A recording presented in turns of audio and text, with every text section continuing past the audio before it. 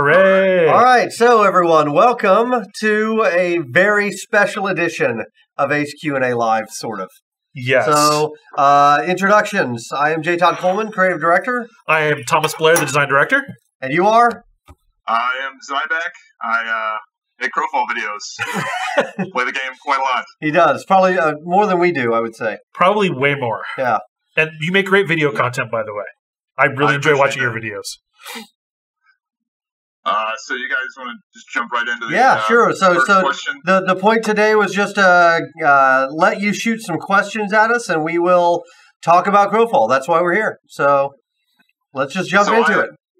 So I've accumulated these questions from various people in the community, like guild people and just people on Reddit and stuff. Cool.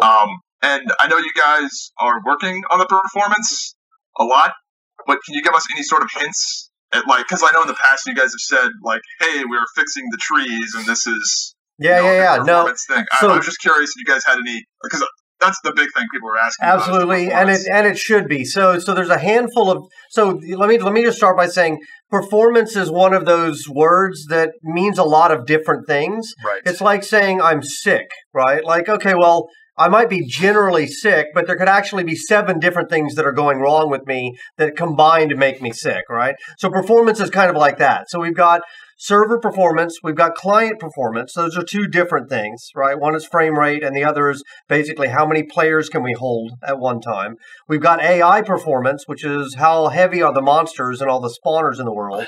And then we've also got a memory state condition right now that's a problem. I'm kind of describing all the ways that we're sick.